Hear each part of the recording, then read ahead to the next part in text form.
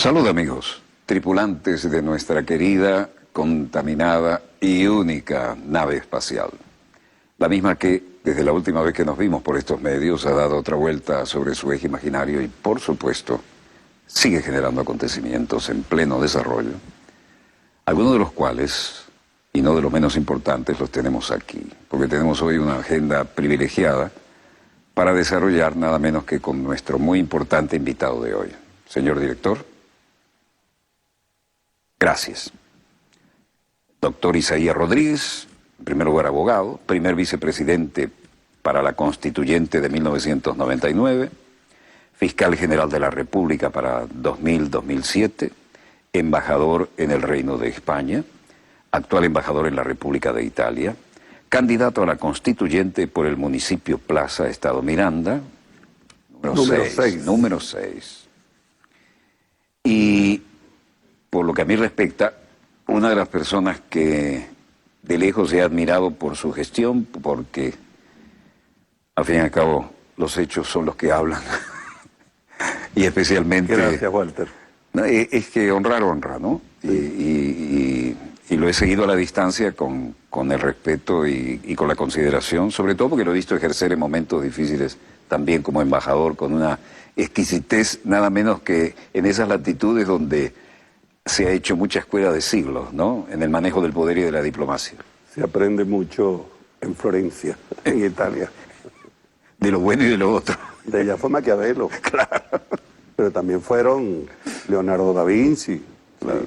O sea, la gente conoce a Florencia solamente por Maquiavelo. Pur si muove.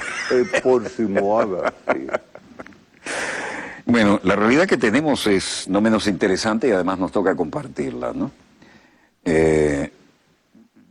Tengo aquí algunas preguntas que me parecen obligatorias, ¿no? Ayer el presidente Maduro hablaba de recolonización en América Latina y me pregunto si usted piensa que Europa está tratando de recolonizar el continente liberado por Simón Bolívar. Su perspectiva es muy especial. Yo pienso que más que Europa, Estados Unidos y Europa le está sirviendo de muleta.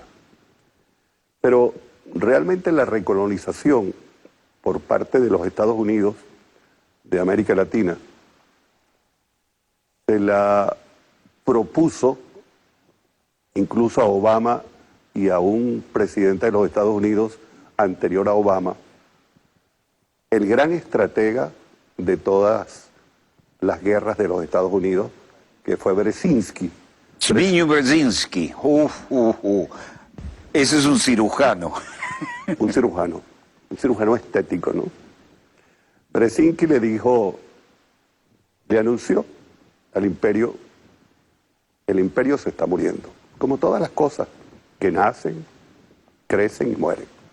El imperio se está muriendo y está en declive. Pero ustedes pueden durar algún tiempo más. Pero eso sí, para durar un tiempo más, ustedes tienen que reconquistar América Latina, que la perdieron.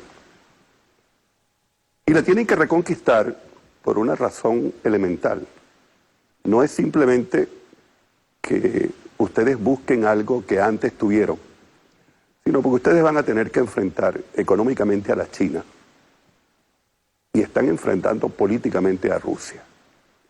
Y en algún momento se puede producir un hecho importante en el cual ustedes tengan que necesitar los espacios que antes tuvieron. Por eso deben proceder a reconquistarla. Pero no es fácil. No es fácil, Walter, reconquistar América Latina.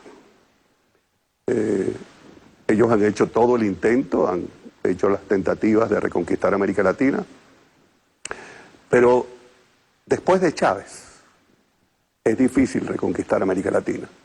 No tanto por el chavismo, no es simplemente una expresión de alguien que quiso y admira todavía al presidente Chávez. Es que Chávez logró que América Latina se nucleara, independientemente de que no fuese un solo continente, un solo puño, se nucleó. Ahí estuvo Kirchner en su oportunidad, estuvo Lula y estuvo Chávez. Brasil, Argentina y Venezuela. después tuvo Bolivia, después tuvo Ecuador, estuvo Uruguay, país. Y todo eso conformó, de alguna manera, un puño duro que golpeó el alca de los Estados Unidos. En Mar del Plata, precisamente. Eso fue histórico. Sí. Sonaron todas las alarmas. Todas las alarmas. Entonces se rompió lo que era para los Estados Unidos su mercado común. ¿Sí? Y eso le dolió mucho a los Estados Unidos. Y se replegaron. Han creído que ahora pueden volver por su fuero, pero América Latina ya tiene mucha conciencia, no solamente de la patria, tiene mucha conciencia social, conciencia política, conciencia de identidad. Conciencia histórica. Empezó a buscar sus raíces y América Latina hoy no es simplemente la América Latina después de la conquista, es las dos cosas. Después de la conquista, con todo lo que sufrió con la conquista y con las guerras de independencia, pero también la América Latina de los ancestros.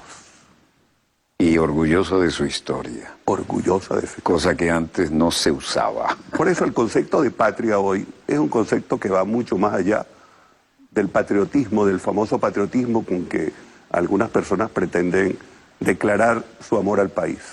Es un concepto enraizado. ¿Sí? Y se restablece el concepto de patria grande latinoamericana, ¿no? Exactamente. Y eso viene robustecido con Chávez. Y no solamente de patria grande, sino que recuerda que patria grande fue un concepto de Bolívar y de Martí. Claro. Entonces resulta que en este momento, cuando hablas de esa patria grande, renuevas de alguna forma los conceptos históricos de la libertad y de la independencia. Le das mucho más sentido incluso al sentido de patria, a la expresión patria. Bueno, ya hablaba usted de Zbigniew Brzezinski. Bueno, ahora el predominio de Europa cede ante el predominio de Estados Unidos, que vuelve por sus fueros y se preocupa de su patrio trasero, su backyard. Pero Brzezinski le aconsejó, ante el declive del imperio y la eventual posibilidad de confrontación China y Rusia, lo que usted dijo. Pero, ¿usted cree posible que haya una recolonización? Lo están intentando, ¿no? Pero no se ha sembrado, creo yo, en el viento ni en el mar este renacer del sentido de la patria grande, ¿no? O quiero creerlo. Yo siento que es difícil para los Estados Unidos reconquistar estos espacios, no solamente por lo que conversábamos en el segmento anterior o en la expresión anterior, sino porque los hechos han demostrado que es realmente complejo. Fíjate tú que ante la poca posibilidad de lograr que América del Sur se coloque del lado de los Estados Unidos, han tenido que recurrir a los golpes de Estado. El golpe de Honduras, el golpe del Paraguay, el golpe del Brasil. Una sola elección ha ganado el neoliberalismo, que es la de Macri, y la gana por una cantidad absolutamente insignificante. En este momento hay la posibilidad, incluso cierta, de que Cristina Kirchner le gane la senaduría y de que pierdan incluso el gobierno de Buenos Aires, la gobernación de Buenos Aires. Y en el caso de Brasil, la situación que hay en este momento es realmente caminar sobre una gelatina. ¿Sí? Hay una situación crítica en Brasil que en cualquier momento puede producir muchas cosas, o puede producir una explosión en América Latina, en el país más grande del continente suramericano, con toda esa angustia amalgamada desde hace mucho tiempo por parte del país más desigual que hay en toda América Latina, en cuanto a quienes ganan y a quienes no ganan nada. Ahí hay casi todavía un sistema feudal. Y además, el sentido del Partido Traballista que reivindicó a los olvidados, parece un lugar común decirlo, pero era difícil, ahí no se daba nunca, no ganaban nunca una, ¿no? Nunca. Y tienen un obrero en la presidencia y reaccionaron, algo queda, ¿no? Hay una inercia sana ahí. Y aún cuando en este momento lo acaban de condenar a una pena importante, sin embargo, está absolutamente vivo en el corazón del Brasil. Entonces te decía Hay una masa enorme de proletariado ahí, ¿no? Sí, y además que se mueve, no es simplemente una masa que declara, sino que se mueve, que transita las calles, que detiene la vida del Brasil. Pero te decía que no es solamente esto lo que está ocurriendo, sino tienes un Brasil desestabilizado, una Argentina que no está estabilizada. Le acaba de ganar Correa a las elecciones en Ecuador. Bolivia está entera con Evo. En Venezuela no es fácil que entren. Aquí en Venezuela hay un sentido de resistencia realmente sólido que con toda seguridad, si se les ocurriera en algún momento tratar de invadir a Venezuela, aquí va a haber una catástrofe. Porque Venezuela va a defender, se va a defender. Así como defendieron hoy esta televisora, hicieron correr a la gente que trató de quemarla, que trató de incendiarla, que trató de agredirla, así la van a defender los venezolanos a su país. Esto me recordó lo que cuando empecé a plantearlo casi en la Cuarta República me miraban como un marciano. Digo, miren, el mundo interconectado vía satélite que viene ahora con los satélites de uso civil, con la internet que antes era un secreto militar y todo lo que tenemos para información en tiempo real.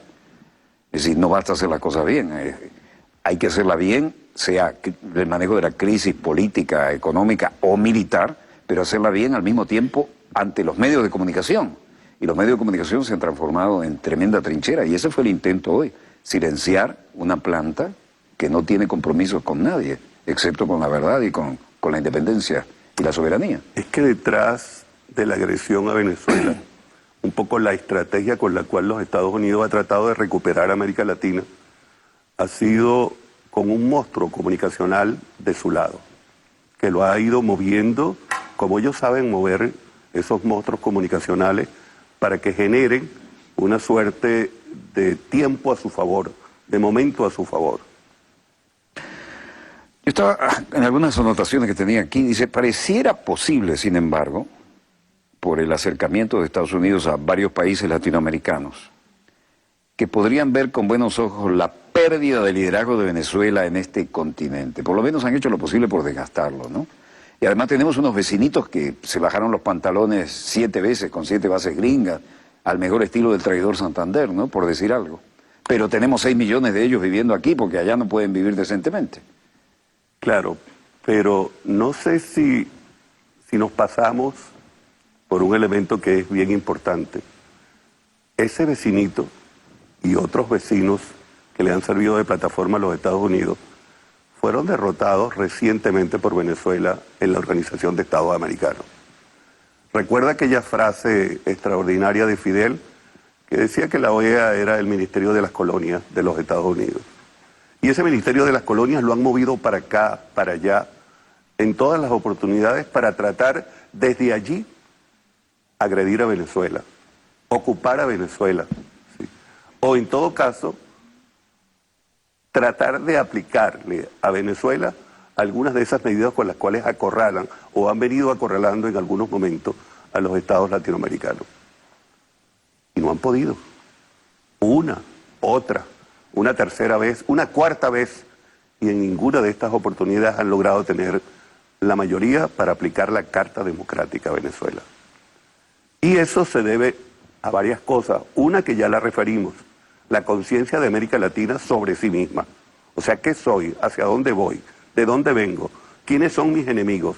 ¿Quiénes son mis amigos? En primer lugar, respondiéndose a esas preguntas. Y respondiendo en carácter de espíritu de cuerpo continental, ¿no? Sí, claro. Con sus variantes, sí. No, pero sí, porque... Pero la patria grande parece que no es una teoría romántica. Claro, no, es que no es romántica porque de allí devino UNASUR, de allí devino la CELAC, de allí devino el ALBA, de allí devino el CARICOM. En la última pelea que se presentó en la OEA, quien jugó el papel de infante, se la jugó completo el CARICOM, unificado, con una conciencia que nadie esperaba, o por lo menos que en algunos momentos sorprendió, porque la mayoría de los países del CARICOM o son anglosajones, o son holandeses, o son franceses, y con una conciencia de América Latina. ¿Sí? Que cuando van a sus países de las matrices coloniales son ciudadanos de segunda, ¿no? Sí. Pero que de pronto apareció el sentido de patria grande, que parecía una teoría romántica. Y entendiendo la solidaridad de América Latina como una expresión propia. O sea, nosotros somos también latinoamericanos. Nosotros somos el Caribe latinoamericano. Nosotros no somos la vieja Europa. Independientemente de que estemos ligados por lazos institucionales. Que se respetan, se cultivan en lo positivo, pero el orgullo de ser lo que es Claro. eso. Y el CARICOM fue en este momento el muro de contención de las ambiciones de los Estados Unidos. Por eso yo siento que no es fácil para ellos esa etapa de reconquista. Esa etapa va a ser muy difícil. Va a ser un poco como la etapa de los moros en España, cuando los moros trataron de reconquistar lo que habían perdido con la Alhambra y con Granada, ¿no?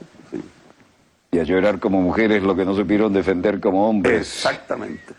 Que fue terrible esa frase. Una expresión, pero muy dura, de la mamá del sultán, del último sultán. Del último sultán. Pero que a mí además, para mí es un placer dialogar con usted, porque además usted se llamaba el último sultán. ¿Cómo era? Boabdil. Boabdil, sí señor. Sí. Un poeta, por cierto. Sí, porque además en esa época los guerreros iban precedidos por sus heraldos y poetas, y a veces cantaban sus glorias de las batallas históricas que habían ganado con tal contundencia que le bajaban la moral al enemigo antes de entrar en combate. Esto uno lo cuenta ahora, y eso no se puede creer, pero ocurría, era historia. La palabra, el verbo, primero fue el verbo, sí. La palabra, la música, el canto. Fíjate tú que todavía tú que has estado muchísimo en tus experiencias de guerra, cómo las canciones animan al soldado y al combate, ¿no?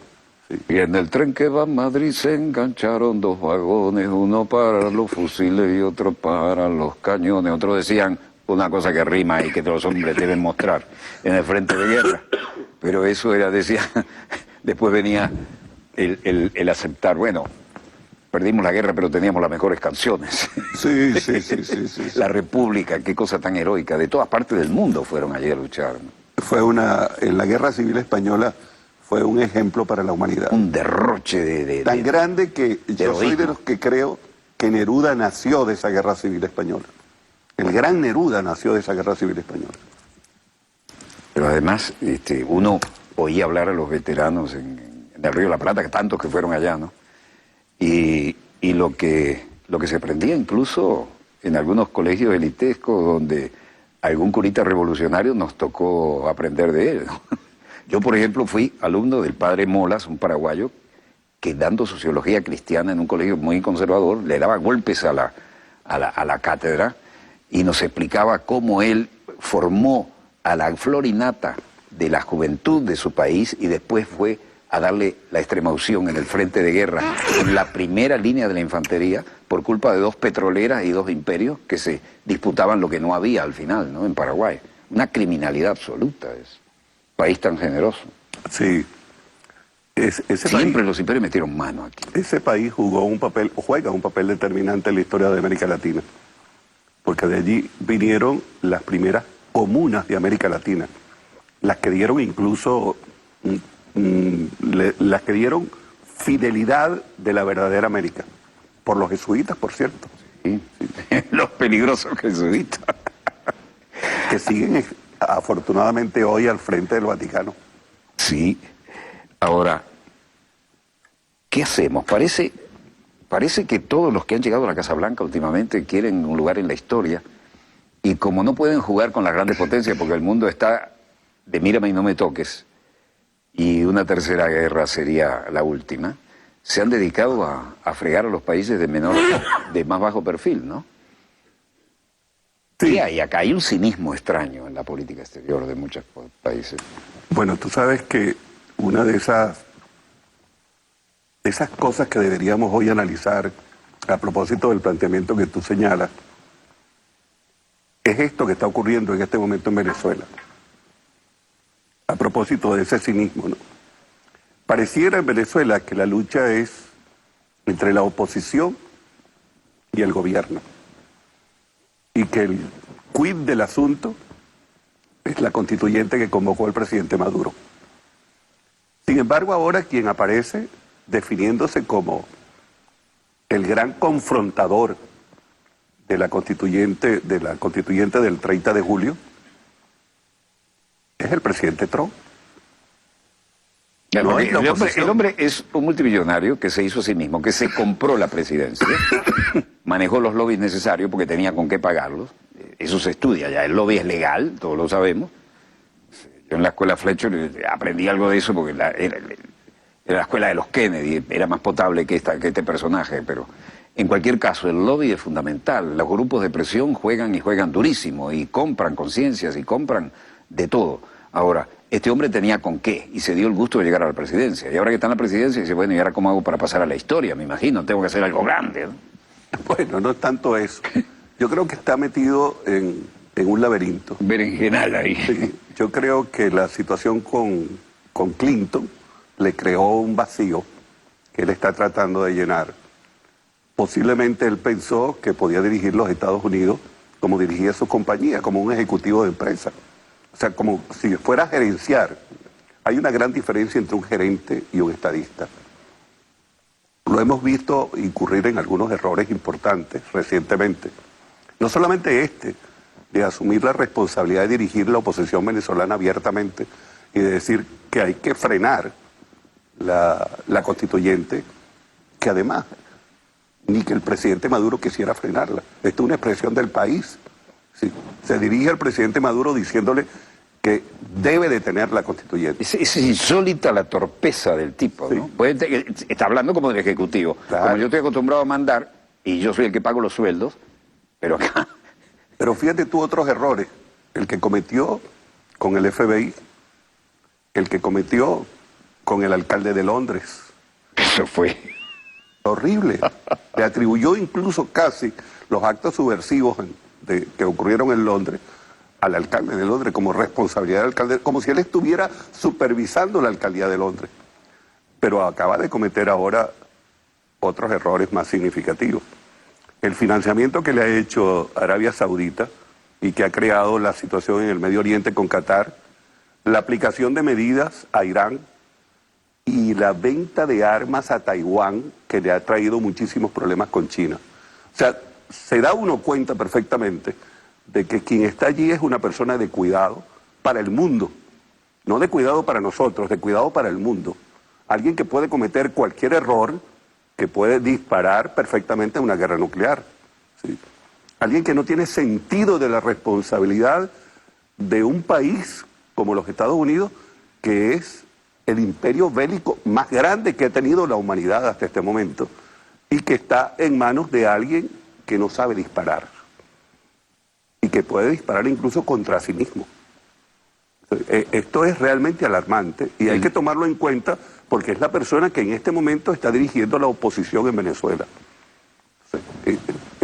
¿Le está subvencionando? ¿Le está mandando los asesores? ¿Le manda un plan de acción, una hoja de ruta? Sí, según la fuente que yo he manejado. Es que el propio diseño de lo que está ocurriendo en Venezuela es un diseño extraño, no es un diseño interno. Fíjate tú, por ejemplo, que ocurrió aquello de sacar las urnas de los cementerios y las colocaron, fue lo primero que ocurrió. Después, las mujeres que se desnudaban, ¿sí? Ese es un diseño enseñando los senos. Este es un país lleno de pudor. Este es un país que respeta a los muertos, ¿sí? Entonces, hay como un diseño extraño que no cala en el país y que no ha calado.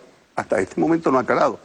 No han avanzado un milímetro. Por el contrario, yo pienso que han perdido mucho espacio. Un capital político tan importante como el que lograron en las elecciones del 2015 para alcanzar la mayoría en el Parlamento, lo han dilapidado. ¿Sí? Y soy de los que creo que lo han dilapidado hasta tal punto de que esa es la razón por la cual no concurren a los procesos electorales, ni concurren a la constituyente.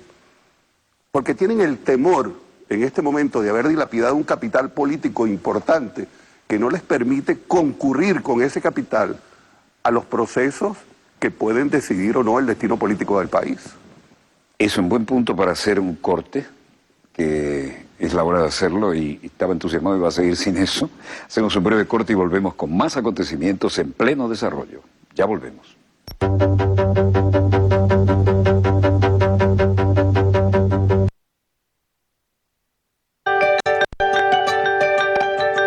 Ya vuelve Dossier.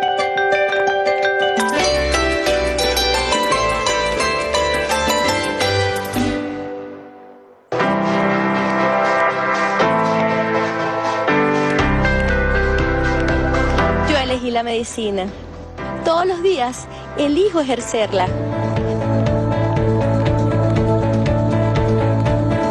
Elijo ser solidaria. Elijo trabajar duro para vencer a la muerte. Yo elijo la Constituyente.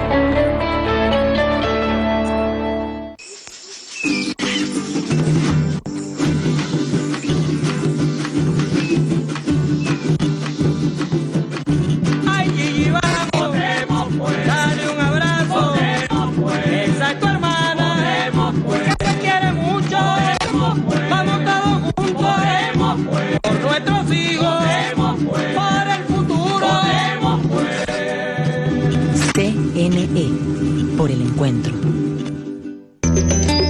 En PDVSA Gas nos preocupamos por el bienestar de la familia. El gas debe utilizarse conscientemente. Por ello te recomendamos: no manipules las instalaciones de gas. Déjalo en manos de personas con experiencia o certificados por PDVSA Gas. En caso de emergencia, llama a los números que ves en pantalla. Prevenir es vivir. Cuida a tu familia. FEINDUSTRIA es una gran comunidad. Aquí nos encontramos más de 3.500 empresarios. En FEINDUSTRIA, la prosperidad nos une. A lo largo de los años hemos aprendido que los empresarios debemos trabajar unidos para sobrevivir. Venezuela lo tiene todo para alcanzar el desarrollo industrial. Somos empresarios y nuestra prioridad número 1 es Venezuela. El 30 de julio participa en las elecciones directas, secretas y universales para la Asamblea Nacional Constituyente. Si estás inscrito en el registro electoral, ingresa en www.cne.gov.be y consulta con tu número de cédula si estás habilitado para votar por alguno de los sectores convocados. En la Asamblea Nacional Constituyente estarán representados los territorios municipales, los sectores productivos y sociales, comunas, trabajadores de las áreas estratégicas del país, campesinos, pensionados, personas con discapacidad, empresarios, periodistas, deportistas y estudiantes.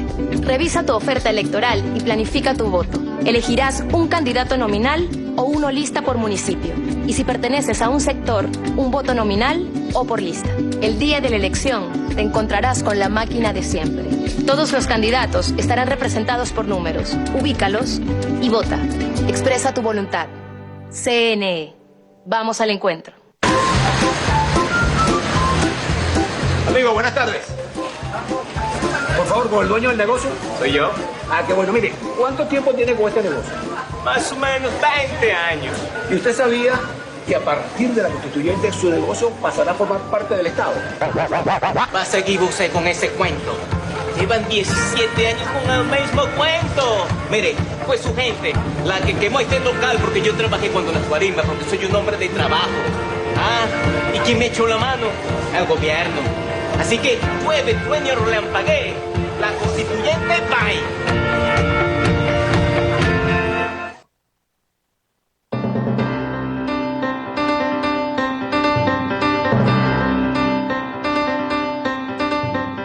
Buenas noches, bienvenidos al presente avance informativo en directo. A esta hora revisamos la cuenta en la red social Twitter del ministro del Poder Popular para Interior, Justicia y Paz, Ernesto Luis Reverol, que publicó lo siguiente, allí lo tienen en pantalla, el primer tuit. Funcionario de la Policía Nacional Bolivariana resultó gravemente herido por arma de fuego en la autopista Francisco Fajardo, cerca de La Urbina, al intentar disolver manifestación violenta. Funcionario identificado como supervisor de la PNB, Elvis González Loyo, de 33 años, fue herido a la altura de la ingle. En estos momentos está siendo intervenido quirúrgicamente en un centro hospitalario de la localidad, pronóstico reservado. La derecha terrorista persiste en contratar delincuentes con armas de fuego para asesinar a nuestros funcionarios. Máxima alerta, el llamado que realiza a través de la cuenta en la red social Twitter el ministro del Poder Popular para Interior, Justicia y Paz, Ernesto Luis Reverol. De esta manera despedimos el presente avance informativo en directo.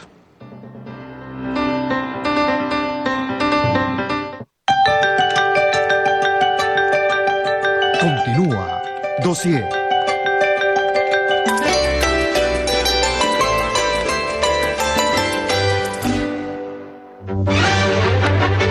Volvemos con más acontecimientos en pleno desarrollo y el doctor Isaías Rodríguez con nosotros y es un honor tenerlo acá. Gracias, Walter, de nuevo. Veíamos la situación planteada, ¿no? Acá hay una arremetida del fascismo y con un libreto importado, además de los muchos dólares importados, ¿no? Más lo que ponen los voluntarios.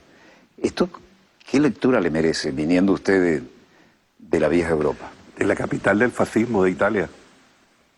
En Italia el fascismo se inicia en 1921, con Mussolini. Le pasa luego el testigo al Führer. El fascismo se caracteriza por unos hechos muy parecidos a lo que están ocurriendo aquí en Venezuela. Es dramáticamente parecido. Dramáticamente, como tú lo dices. En primer lugar, el fascismo no tiene proyecto. No hay ningún proyecto. Un voluntarismo absoluto y una verticalidad de arriba abajo. Totalmente. En segundo lugar, una violencia que trata de construir todo con la violencia. Para ellos es construir, no destruir. En tercer lugar, los elementos esos que le incorporó Goebbels al fascismo, dos elementos fundamentales.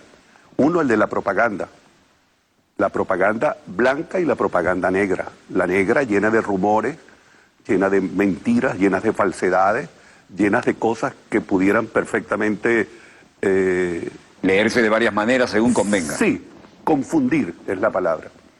Y la propaganda blanca, que es la propaganda para tratar de construir sobre la base de un hecho repetido 1000 veces, una verdad que no existe, es decir, una mentira construida a fuerza de repeticiones. Y finalmente la discriminación, es decir, ellos en su oportunidad discriminaban a los judíos, discriminaban a los gitanos, discriminaban a los discapacitados y a los homosexuales. Aquí discriminan también, además de todo esto, discriminan a los negros, a las personas que se parecen a Chávez, a las personas que se parecen al pueblo, incluso discriminan por el color, sin tomar en cuenta incluso si la persona es o no militante o forma parte de una organización política que esté identificada con el gobierno. ¿Sí? Para ellos basta simplemente con que se les parezca, con que sean similares o con que protesten, que es otra característica del fascismo. O sea, el fascismo no admite adversarios. No, pero además hemos llamado a una cosa absolutamente impensable. Este tiene cara de chavista. No sé cómo es la cara del chavista, pero por eso además, yo estamos en frentes de guerra. Yo no he visto quemar premeditadamente vivo a nadie. Ese es realmente el último elemento que me faltaba para señalarte, el odio. Sembrar odio. Crear una cultura del odio, a través de la cual tú tienes que destruir. Todo lo que no se parezca a ti, debes destruirlo, porque la cultura del odio es para eso. Pero como todas las cosas, eso se devuelve. En este momento, y por eso te hablaba incluso de cómo han dilapidado su capital político, no han podido con ese fascismo entrar a un solo barrio de Caracas, refiriéndonos a Caracas, pero tampoco han podido entrar a los barrios de Valencia ni a los barrios de Barquisimeto. Es una cultura elitesca, ¿sí? Es la cultura esta de Altamira, Chacao, Las Mercedes, un sector del Paraíso, es decir, donde vive la gente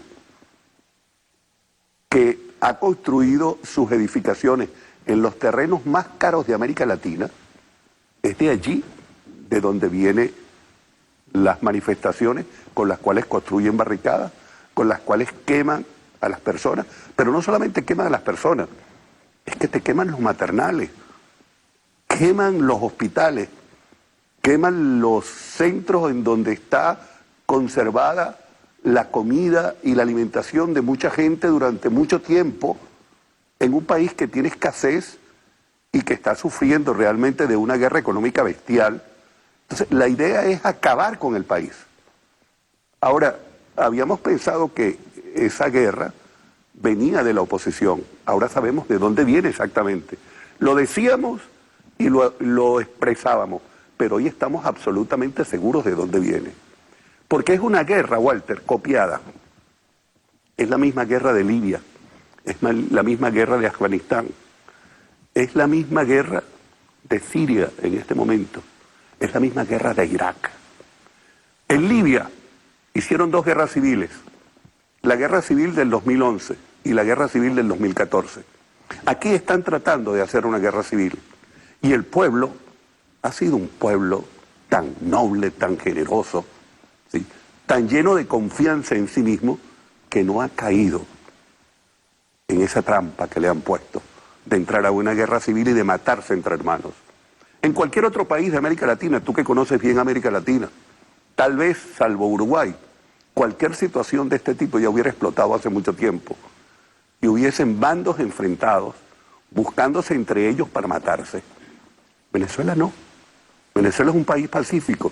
Lo vimos incluso, yo no sé si tú recuerdas, el paro petrolero, en donde la gente el 31 de diciembre, que estaba pensando en ir a abrazar a su mamá, que aquí es un rito que no existe en ninguna otra parte del mundo como existe en Venezuela, tenía que quedarse en las estaciones de servicio de gasolina para colocarle gasolina a su automóvil. Y se iban las gandolas que depositaban la gasolina y no alcanzaba y la cola continuaba y había que esperar allí 2, 3, 4, 5 horas. La gente abría el maletero de su carro, sacaba una mesa y jugaban dominó oposición y gobierno. En el país con la mayor reserva de petróleo del mundo. Esa es una de las tragedias que tenemos. Paradoja cruel. Sí. Son petróleo para 300 años. Pero no es solamente eso. Es que si tú unes el petróleo de México y el petróleo de los Estados Unidos, en el Orinoco, en la faja del Orinoco, tenemos 2 veces ese petróleo. Y tenemos 2 veces el petróleo que tiene Arabia Saudita. Sí, la cantidad de petróleo que nosotros tenemos es lo que ha hecho que estén detrás de Venezuela desde hace muchos años. O sea, no es que están ahora recientemente, están detrás de Venezuela desde hace muchos años. Chávez logró subir los precios del petróleo de $7 hasta incluso 140 y tanto. Ellos inventaron la guerra de los precios del petróleo, utilizaron el fracking, inyectaron gas y agua y han empezado a sacar petróleo de las piedras. Y por la teoría del mercado han logrado colocar tanto petróleo que bajaron los precios del petróleo. Incluso fue malo para ellos. Claro, y malo para Arabia Saudita, que fue quien se metió de lleno en el negocio. Arabia Saudita perdió una cantidad de dinero importante.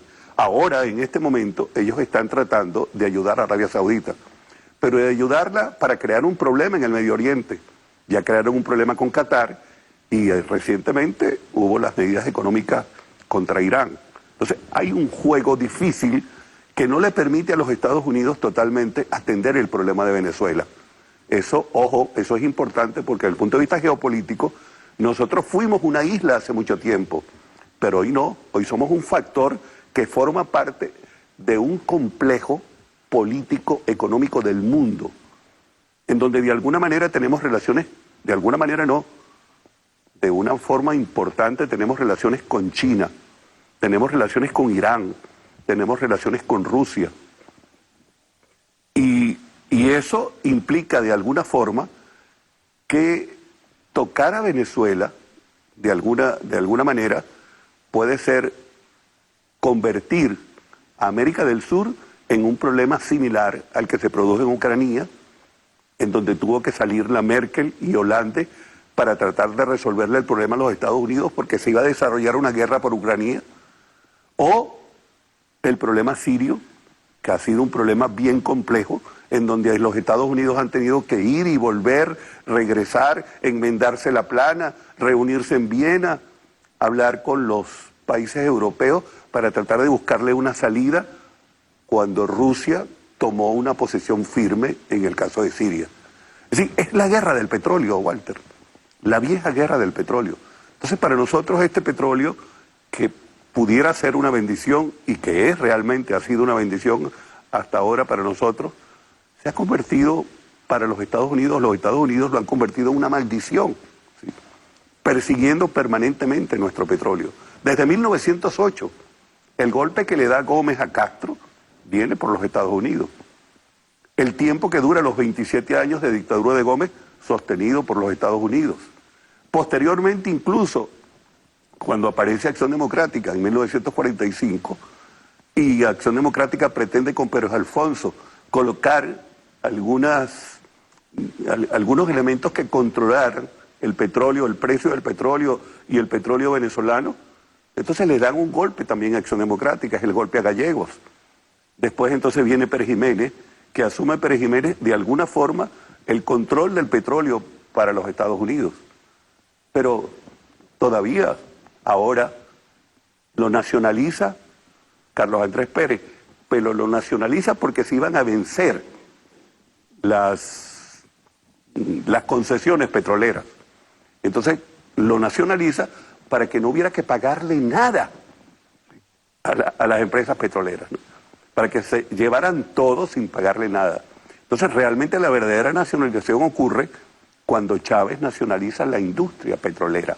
No solamente el petróleo, que ya estaba nacionalizado, sino la industria petrolera. Recoge el testigo de Juan Pablo Pérez Alfonso. Totalmente. Porque se lo rifaron durante todo el periodo hasta que aparece Chávez, ¿no?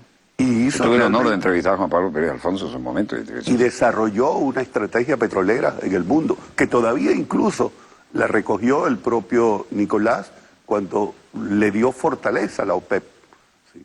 Ahora recientemente, cuando estaban cayendo los precios por culpa del fracking, entonces se reúne con Arabia Saudita y se reúne incluso con Rusia.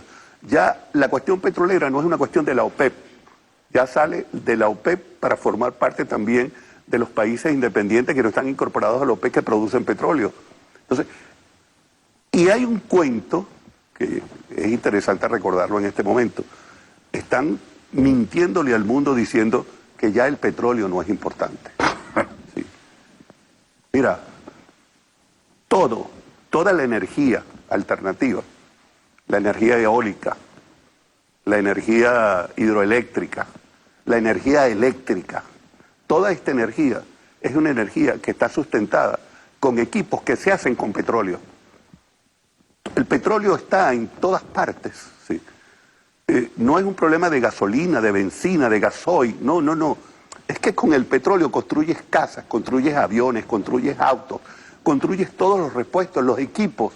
El petróleo es realmente en este momento la semilla con la cual estás construyendo tú el mundo, todo, y hasta los medicamentos. Cada vez hay más derivados. Claro, sí. Entonces, en función de eso, el petróleo sigue siendo realmente muy importante. Y ellos seguirán pensando en que pueden tratar de apoderarse del petróleo venezolano.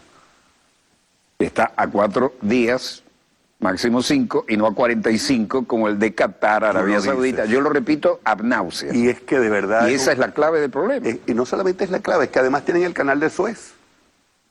Entonces, por el canal de Suez los supertanqueros ya no pasan. Claro, sí. Entonces tienes una situación en donde los 65 días se les pueden convertir en mucho más de 65 días, pues. Además los riesgos de las zonas de conflicto. Exactamente. Ese es el problema. El único de Siria. seguro, confiable, garantizado, hiperdepósito está aquí. Y el problema de Siria fundamentalmente es eso, porque en Siria iban a hacer un gasducto y por eso quiere dividir a Siria. De ahí viene el gobierno paralelo, esto que están planteando en este momento en Venezuela. En Libia hicieron un gobierno paralelo que tenía dos capitales, Trípoli y Tobruk. Aquí, bueno, quizás van no sé qué Esta ciudad gente, van a inventar. esta gente se olvidó las batallas que se dieron por Tobruk en la Segunda Guerra, ¿no? Sí. Legendarias. Hasta hay una película maravillosa que se llama Taxi para Tobruk, Sí. que desarrolla todo ese aspecto, ¿no? Pero ellos han querido realmente crear o copiar para Venezuela esas experiencias que ocurrieron en Libia, especialmente en Libia y en Irak. Pero en el caso de Libia, que la dividieron y crearon un gobierno paralelo que puede no tener, puede ser una ficción, puede no tener ningún fundamento de ninguna naturaleza, como el que ellos han tratado de crear aquí sobre la base del plebiscito. El plebiscito, yo utilicé en estos días una expresión que a lo mejor a ti te parece interesante. La palabra ovni es una palabra interesante, pero este es un objeto político no identificado. Sí. Con P en lugar de Con Víctor. P. Sí, Papa en vez de Víctor. Claro, objeto político no identificado. Este objeto político no identificado precisamente es lo que ellos son y lo que ellos pretenden desarrollar a través de ese objeto político no identificado. Usted me deja usar eso porque es genial. OVNI. No, es que te lo traigo porque tú tienes la facilidad de darle a las palabras un sentido para que permanezcan en la historia. Todo el mundo habla del desarrollo de que tú hablas. Los el pleno acontecimientos, desarrollo. ahora no hay noticias, todos son Sí. acontecimientos en pleno desarrollo. Y yo oigo ¿No? mucho a la gente y se lo hablar de- roban, ¿no? Sí, Cuando pero- le da vergüenza, en pleno desarrollo usa en desarrollo, pero se lo roban igual. Y la nave espacial. La nave espacial, Sí. sí. Es decir, tú tienes una facilidad para colocar esas expresiones y que permanezcan en el tiempo, ¿no? Bueno, Pero es un- mire, yo conocí, perdóneme, la Libia de Gaddafi y el Irak de Saddam Hussein. Esos países funcionaban maravillosamente bien. Incluso un problema de Irak como tener chiitas al sur, sunitas al centro, kurdos al norte y viviendo en santa paz, con sus propios idiomas, sus propios medios de comunicación, sus propios sistema educativo. Saddam Hussein tenía eso así, pero les molestaba porque era nacionalista. Y más nacionalista que Gaddafi, que se educó en las escuelas militares de Europa y resultó el gran nacionalista. Pero esto es una vergüenza. Han ido modificando el mapa geopolítico de acuerdo a sus intereses, en las narices del mundo. Fíjate tú que empezamos hablando de Brzezinski. Brzezinski, a propósito de eso, construyó la teoría, Maquiavelo. creó la teoría del caos constructivo. Sí. El caos constructivo fue lo que aplicaron en Irak y fue lo que aplicaron también en Libia. Entonces, esa teoría del caos constructivo destruye, crea un caos, y entonces después llego yo como salvador. Pero es que vienen a modificarle el mapa geopolítico al Medio Oriente y al único que no tocan es a Israel porque es su aliado geopolítico estratégico. Además tiene el lobby uno de los más poderosos lobbies de Estados Unidos, el lobby israelí. Tú sabes que yo creo incluso, para ser un poco más audaz en la influencia que puede tener Israel en los Estados Unidos, que la política exterior de los Estados Unidos es la israelita y no la de los Estados Unidos. Pero si eso... Mire, aquí, en este mismo estudio, yo tuve el gusto de entrevistar a Ariel Sharon, ¿no? Y empezamos a tocar esos temas, y el hombre empezó a ponerse colorado, y le digo, bueno, se terminó el tiempo que nos habían dado, cortamos acá, no, siga. Y el tipo en este mismo estudio le dijo al embajador, Liva era el embajador de Israel en ese momento, dice, bueno, sabe una cosa, casi como regañándolo un poquito, ¿no? Cuando termina la entrevista. Yo esperaba pasar un mal rato en la BBC o en la CBS, pero no en Venezuela. Este hombre parece que sabe de esto. Yo quiero que vaya a Israel y me visite. Y me dio su tarjeta, que la tengo, con su número de telefónico privado. Y cuando fui allá se había metido en otro lío y me dice, claro que me acuerdo de Walter, pero se había ido porque se había metido en otro lío político.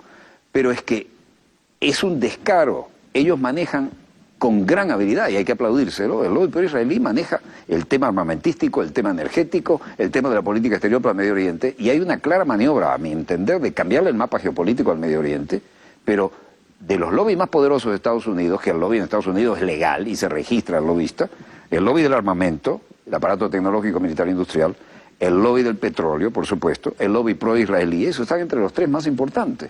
Y aquí parece que hay gente que no entiende eso o que se siente ofendida si uno dice, pero bueno, si manejaste bien el lobby, disfrútalo, ¿no? Pero deja vivir a los demás. Y ellos han hecho Destruyeron Libia, destruyeron Irak. Afganistán. Bueno, mire, una pequeña más y me retiro de la frecuencia porque lo importante que es usted. Salgo de un frente de guerra, como de costumbre, cuando se podía, uno salía al Líbano. Estoy en un pub ahí, yo esto lo he contado alguna vez, y están unos muchachitos hablando perfecto inglés al estilo estadounidense, que son los hijos de los millonarios del Golfo, ¿no? De estas testas coronadas. Y me iban a la Universidad Americana de Beirut, en vez de ir a Estados Unidos. Yo digo, no, americanos somos todos, digo, será la universidad estadounidense, ¿no? Porque nosotros somos americanos también. Pero estaba yo tomando un trago, venía de un frente de guerra, y veo otro señor que está tomando el mismo viejo cóctel clásico, un Negroni, y los mira y resopla, tiene una cara de gringo petrolero, ¿no? Y de repente no aguanta más y le da un golpe a la barra y dice, bullshit, ustedes no saben nada, ustedes están hablando así y diciendo que se creen que son los dueños del mundo y del petróleo gracias a los venezolanos, que fueron los que nos fregaron a nosotros y crearon la OPEP. Y ahí hablaba de Juan Pablo Pérez y Alfonso, el hombre dijo, insólito. Sí, es una historia realmente que nos hace sentir orgullosos del país, orgulloso de Pérez Alfonso, de la OPEP. Pérez Alfonso fue el creador de la OPEP y no solamente el creador de la OPEP, logró mantener la dirección de la política petrolera, la unidad mundial. Era un ajedrez dificilísimo, primero ser pionero y luego que los demás siguieran en el rumbo. Claro, pero de ahí surgieron muchos líderes árabes nacionalistas y hubo que liquidarlos a todos. ¿Dónde está el espectacular estándar de vida que tenía el pueblo libio con Gaddafi, o la calidad de la vida en Irak con Saddam Hussein? Y la calidad, eso que tú señalas es muy importante. Y el énfasis en la educación, sí, en la independencia, y mira, en la salud. Estamos hablando de países llenos de tribus, muy difíciles de manejar, que realmente solamente era factible, era posible tener un estándar de vida sobre la base de un manejo político de la situación. Libia eran puras tribus y nómades, además. Sí, con mucho talento, con mucho tacto de estadista, con mucha capacidad política, con mucha flexibilidad para manejar las cosas. El caso de Libia y el caso de Irak, el caso de Irak todavía sigue siendo un caso en este momento. Ahorita acaba de caer la ciudad más importante que la tenían los islamitas, Mosul, no recuerdo. Mosul. Al norte de Bagdad. Al norte de Bagdad. Y acaba de caer. Estuve allí. Sí. Y están tratando de recoger las migajas de lo que hay alrededor para repartirse Irak. Se están tratando de repartir Irak. Es una vergüenza. Pero además lo hacen a la vista y paciencia de todo el mundo. Eso es lo que quieren hacer con América Latina. Con América Latina. No me refiero solamente con Venezuela. Con Venezuela lo quieren hacer, pero lo quieren hacer la con toda América Latina. reconquista del patio trasero, del subcontinente que tiene que ser nuestro porque la geopolítica lo indica. Pero definitivamente... Y cipayos no faltan, ¿no? No, cipayos hay muchos. Pero definitivamente América Latina tiene conciencia de sí misma. Y América Latina va a resistir, como resistió Cuba. La dignidad de Cuba ha sido extraordinaria en este momento histórico, que ha podido resistir un gigante que está a pocos kilómetros de Cuba. El periodo especial que le tocó a Cuba, que es eufemísticamente periodo especial, no se lo aguantaba cualquier otro país. Y no te extrañe que se pueda repetir en Venezuela. Está repitiéndose en Venezuela, no la están aplicando. Sí, pero que se pueda repetir, además de todo lo que se ha repetido, una situación como la que se repitió en Cuba, como la que se produjo en Cuba con los misiles y Kennedy. No te extrañe porque geopolíticamente nosotros, insisto, no somos una isla. Fuimos hace muchísimo tiempo un país productor de petróleo. Hoy somos un país productor de política, de geopolítica. Si alguna cosa dejó Chávez en su legado fue insertarnos en la política mundial y golpear a los Estados Unidos para que dejara de ser el policía del mundo. Y además fue con megáfono. Así huele azufre. Perder la hegemonía en una conferencia continental, yo me acuerdo el hermano argentino aguantando la risa cuando hablaba Chávez y le cantaba de frente las cosas, ¿no? Eso es una cosa, un momento maravilloso. Ahora, la vergüenza es las 7 bases gringas en Colombia y ceder el espacio aéreo, terrestre, marítimo, y haga lo que haga un soldado allí, no lo pueden ni siquiera llevar a agarrar a un policía. Y hay un elemento importante. La OTAN en América Latina está en Colombia ahora. Claro. Sí.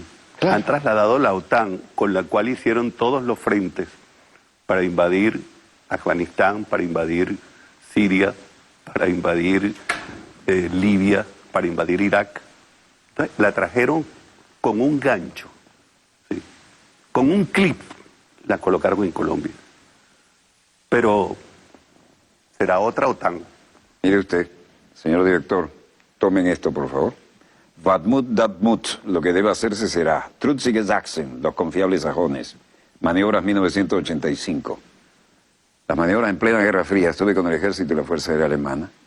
Y lo que yo vi ahí y las cosas que pude captar, exactamente le dan a usted la razón de lo que está diciendo. Tenemos la OTAN metida aquí, porque ahora la guerra es por la energía, más toda la diversidad, la biodiversidad, más los metales raros, más todo y el agua. Ya parece un lugar común, pero hay que repetirlo porque no le cabe en la cabeza a la gente. La guerra del agua es más importante o será más importante que la guerra por el petróleo. Porque el petróleo es la energía para la guerra, pero el agua es la subsistencia del mundo. Y estuve 2 veces 4.000 kilómetros dentro del Sáhara con el Frente Polisario. Sé lo que cuesta el placer de meter un turbante con una piedra en un pozo secreto, allá 4 metros, allá hay agua, y estrujar eso y poner las manos en cuenco y beberse esa agua y el sudor de una semana y parece champaña, ¿no? Cuando uno está en el desierto. Hay que verle la cara a eso. La humanidad en este momento puede sobrevivir con el agua que tiene América del Sur, que está en la Amazonia. Tú que conoces bien América del Sur, bueno, sabes cómo el agua cae en América del Sur, cómo se mantiene. Los buques tanqueros ya vamos a hacer de petróleo, van a hacer de agua. Y ya se ha usado eso, se ha usado. Como su pensamiento para cerrar, porque esto es para panecerse. El pensamiento es que en este momento, para nosotros, está muy claro que quien dirige la oposición del país directamente es Trump. Y que sus equivocaciones y sus errores son nuestro mejor aliado. Nuestro mejor aliado porque alguien que se equivoque tanto, alguien que sea tan torpe para conducir la política, puede perfectamente a nosotros ayudarnos a resolver los problemas nuestros. El mundo debe estar pendiente en este momento de esos errores de Trump y de cómo incluso ha asumido la dirección política en un país como Venezuela de la oposición para tratar de acabar con lo que es la mejor expresión de soberanía de este país, la constituyente, que el 30 de julio se instala, el 30 de julio se vota y en los próximos días se instala. Como cristiano progresista, no entiendo otra manera de ser cristiano. Quiero decirle, Dios lo bendiga. Muchas gracias, doctor, por este diálogo realmente pedagógico y con la autoridad moral y sus vivencias, que no son teorías, ¿no? Cuando usted desee, esa silla está a su disposición. Muchísimas gracias, Walter, muchísimas gracias. Y le dice aquí otro dossier de los que son para coleccionar. Donde quiera que se encuentren de ese lado del receptor, en cualquier lugar de nuestra querida, contaminada y única nave espacial. Gracias por permitirnos estar allí con ustedes. Desde el estudio 3 de Venezolana de Televisión, finaliza aquí otro dossier. Les habló Walter Martínez, su productor y conductor. Disponga usted de las cámaras, señor director.